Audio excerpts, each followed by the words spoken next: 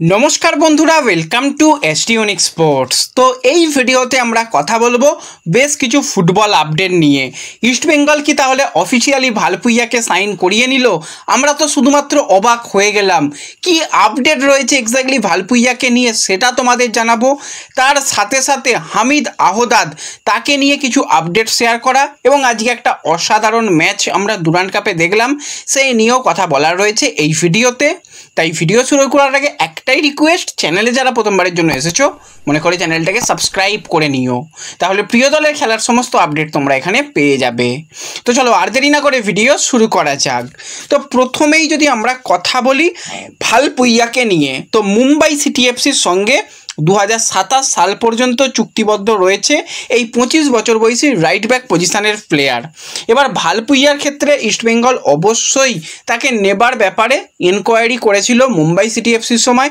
প্রথমে তারা জানিয়ে দিয়েছিল যে তারা সহজে ছাড়বে না এবং তারা ছাড়তে খুব একটা ইন্টারেস্টেড নয়। পরবর্তী সময় অস্কার আসার পর আরও কিছু মিটিং হয় এবং সেখানে ভালপুইয়াকে নেবার জন্য আবারও ইস্টবেঙ্গল ঝাঁপায়। মুম্বাই সিটি এফসির সঙ্গে কথাবার্তা বেশ পজিটিভভাবে এগোচ্ছে, কারণ একজন কন্ট্রাক্টেড প্লেয়ারের সঙ্গে কখনোই গিয়ে কথা বলা সেইভাবে সম্ভব নয়। তো সেক্ষেত্রে আগে ক্লাবকে অ্যাপ্রোচ করা, ক্লাব যদি রাজি হয়, প্লেয়ার যদি রাজি হয়, তারপরই তো ডিল হয়।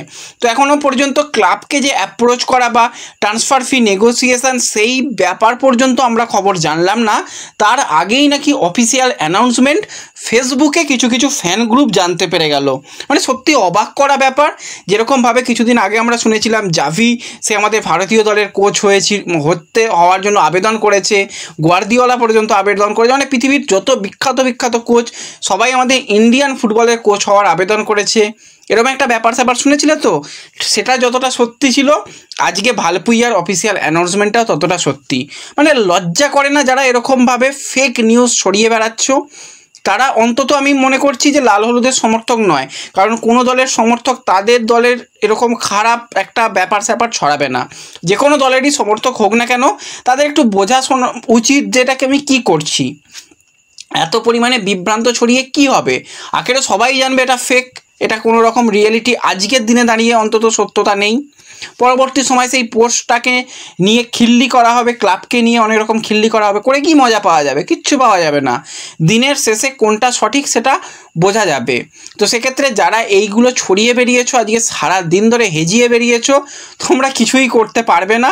কারণ আমাদের মতন কিছু যারা কন্টেন্ট ক্রিয়েটার তারা অলরেডি ব্যাপারগুলোকে নিয়ে জানিয়ে দিয়েছে। আমি তো সবার প্রথমে আমাদের সোশ্যাল মিডিয়া টেলিগ্রাম, হোয়াটসঅ্যাপ এবং আমাদের ফেসবুক পেজে জানিয়ে দিয়েছিলাম আজকে যে ডিলটার কথা বলা হচ্ছে এই ডিলটা সর্বোপরি মিথ্যা ডিল। প্রচুর মানুষের মেসেজ এসেছে যে এটা কি হয়ে গেছে, তোমরা কিছু বলছো না কেন, কেউ কিছু বলছো না কেন? আরে হলে তো সবাই বলবো, না হলে কোথা থেকে বলবো? ব্যাপারগুলো একটু বোঝার চেষ্টা করো। ব্যাপারটা শুধুমাত্র একটা ফেক নিউজ, একটা এরকম একটা তৈরি করা হয়েছিল, একটা পিডিএফ তৈরি করে ভাইরাল করা হয়েছে, এছাড়া কিচ্ছু নয়। আর ভাইরালও খুব একটা হয়নি, লোকজন বিশ্বাসই তো করেনি, তো ভাইরাল হবে কি করে? যারা ছড়িয়েছে ওই 2-4 জনের কাছে গেছে, এর বেশি কিছু নয়। এমন কিছুই এটাকে নিয়ে কিছু মানে লাফালাফি করার মতন ব্যাপার হয়নি। তো জানিয়ে দিলাম ভালপুইয়ার ডিল এখনও পর্যন্ত পেন অ্যান্ড পেপার হয়নি, হওয়ার সম্ভাবনা রয়েছে। যতক্ষণ না হচ্ছে অপেক্ষা করে যাও। প্রতিদিনই ভালপুইয়াকে নিয়ে তোমরা জানতেও চাইছিলে, তো এটুকুই আপডেট দিলাম যে পজিটিভভাবেই কথাবার্তা এগোচ্ছে। যদি সব কিছু ঠিকঠাক দিকে এগোয়, মুম্বাই যদি রাজি হয়, তাহলে ভালপুইয়ার ডিল ডান হওয়াটা সময়ের অপেক্ষা। তো সেই সময়টা অপেক্ষা করতে হবে, কিছু করার নেই। তো এটাই কিন্তু ভালপুইয়াকে নিয়ে যেটা আমাদের কাছে আপডেট, সেটা তোমাদের সঙ্গে শেয়ার করে দিলাম। এবং এর সাথে সাথে আমরা যদি একটুখানি কথা বলি আজকে ডুরান্ড কাপের ম্যাচ নিয়ে, যেখানে সাদা কালো বাহিনী বিদেশিহীন একদম সাদামাটা একটা দল নিয়ে নেমেছিল ডায়মন্ড হারবারের বিরুদ্ধে, যেখানে ডায়মন্ড হারবারের স্কোয়াডে বিদেশি প্লেয়ার ক্লেটন সিলভা এবং লুকা ম্যাকচেনের মতন প্লেয়ারদের নিয়ে তারা শুরু করছিল। তো সেই জায়গাতে প্রথম 15 মিনিট দুটো দলকে দেখে নিয়েছে, তারপরে ভালো অ্যাটাক করেছিল ডায়মন্ড হারবার এবং সেই জায়গা থেকে মোহামেডান প্রথম গোলটা করেছিল অ্যাডিসান। আর মিরসাদ সত্যি কোনো দিন মানে তার ফুটবলের কোনো বুদ্ধি নেই, এখনও বোঝা যায়। সে যে মাথা মোটা গোলকিপার এখনও বোঝা যায়। ফার্স্ট বার দিয়ে ওইভাবে গোল কেউ খায়? যাই হোক, শটটা জোরালো ছিল, ফার্স্ট বার দিয়ে গোল খেয়েছে। বৃষ্টি পরিবেশ, মাঠ ভিজে ছিল, বল হয়তো ঠিকঠাক গ্রিপ করতে পারেনি। এরপরও কয়েকটা ক্ষেত্রে মোহামেডান চান্স পেয়েছিল, গোল করতে পারেনি। ফার্স্ট হাফে মোহামেডান 1-0 গোলে এগিয়ে থাকে। সেকেন্ড হাফে কর্নার থেকে কিন্তু গোল খেয়ে যায়, গোলকিপার চেষ্টা করেছিল কিন্তু হয়নি। তারপর অনেকগুলো অ্যাটাক তৈরি করেছিল মোহামেডান, সেখান থেকে গোল আসেনি। অপর দিক থেকে যেই শটগুলোই করছে বা যেই চান্সগুলোই ক্রিয়েট করছিল ডায়মন্ড হারবার, প্রত্যেকটা কিন্তু আটকে দিচ্ছিল। সেক্ষেত্রে মোহামেডানের ডিফেন্স কিচ্ছু দলটার মধ্যে নেই। তারপরও শেষ পর্যন্ত তাদের যে লড়াই করার মানসিকতা সেটা খুবই ভালো লাগলো। মেহেরাজের হাতে যা যা অপশান ছিল সব ব্যবহার করেও শেষ মুহূর্তে শেষ রক্ষা হলো না। শেষ মুহূর্তে শুধু বাঁশি বাজাটা সময়ের অপেক্ষা, সেই জায়গাতেই লুকা ম্যাকচেন একটা বল পায়, শট করে, গোলকিপার কিন্তু বলটাকে সেভ করে দেয়, কিন্তু ডিফ্লেক্ট বল ডিফেন্ডারের গায়ে লেগে আবারও লুকার কাছে চলে যায়। ফাঁকা গোলে গোল করতে লুকা ভোলে না এবং সুপার সাব হয়ে গেল লুকা। এলেন, দেখলেন, গোল করলেন, দলকে 3টে পয়েন্ট নিশ্চিত করে দিল। এবং যেখান থেকে মনে হচ্ছিল যে ডায়মন্ড হারবার হয়তো 2টো পয়েন্ট মাঠে ফেলে যাচ্ছে, সেখান থেকে পুরো 3টে পয়েন্ট নিয়ে তারা চলে গেল। তো এটাই কিন্তু একজন স্ট্রাইকারের কাজ, সে কিন্তু নিজের কাজটা ঠিকঠাক করেছে এবং দলকে জিতিয়েছে। কিন্তু ডায়মন্ড হারবারের খেলা আমার দেখে খুব একটা ভালো লাগেনি। আমরা একটু মনে হয় বেশি ওভার হাইপ করে ফেলেছিলাম যে ডায়মন্ড হারবার এই করছে ওই করছে। হ্যাঁ, ভালো দল গঠন করেছে, কিন্তু এখনও পর্যন্ত সেই টপ লিগে ফাইট করার মতন হয়তো দল গঠন হয়নি।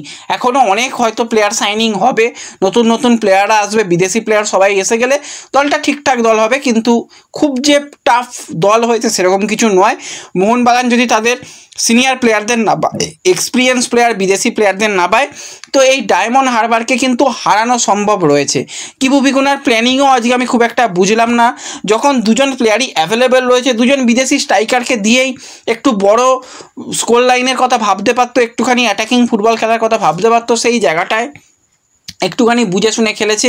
নরহরি অনেকগুলো চান্স পেয়েছিল, করতে পারেনি কিছু।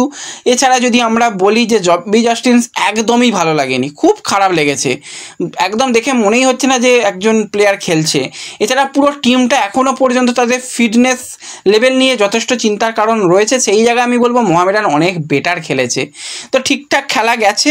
তো যারা খেলা দেখেছো অবশ্যই এনজয় করেছো। অনেকে স্কোর লাইন প্রেডিকশান করেছিলে, কারোর স্কোর লাইন মেলেনি। আমরা তো ভেবেছিলাম ডায়মন্ড হারবার অনেক বড় ব্যবধানে জিতবে, কিন্তু সেই জায়গায় মোহামেডান সবাইকে চমক দিয়ে দিয়েছে, যা খেলেছে খুবই ভালো লাগলো। তো ব্যাস এই ম্যাচটাকে নিয়ে এটুকুই বলার। এর সাথে সাথে আমরা যদি ইস্টবেঙ্গলের মরক্কোর স্ট্রাইকার হামিদ আহদাদকে নিয়ে কথা বলি, কাল কলকাতায় এসে গেছে। আজকে মেডিকেল টেস্টের পর কিন্তু সে প্র্যাকটিসে যোগদান করেছিল। এবার দেখো এই মুহূর্তে প্র্যাকটিস কোনো রকমভাবে ওপেনলি হচ্ছে না, এটা হওয়া উচিত নয়। 1-2 দিন ওপেন প্র্যাকটিস হয়েছিল, ঠিক আছে, যেরকমভাবে পরিকল্পনা অনুযায়ী হচ্ছে সেটাই হচ্ছে। হয়তো আজকে প্লেয়ারদের সঙ্গে কথা বলা এইটুকুর জন্যই হয়তো হামিদ এসেছিল বলে শোনা যাচ্ছে। এখন ডিটেলে বেশি কিছু জানা যাচ্ছে না, কারণ যেহেতু অফিসিয়াল অ্যানাউন্সমেন্ট হয়নি, তো সেক্ষেত্রে সব খবরাখবর বাইরে আসছে না। এলে তোমাদের সঙ্গে অবশ্যই সেটা শেয়ার করে দেবো। তো এই ভিডিওতেই আপডেটটাই দেওয়ার ছিল। ভিডিও ভালো লাগলে লাইক শেয়ার করে দিও, চ্যানেলে প্রথমবারের জন্য এলে সাবস্ক্রাইব করে নিও। তো দেখা হবে পরবর্তী ভিডিওতে। ধন্যবাদ।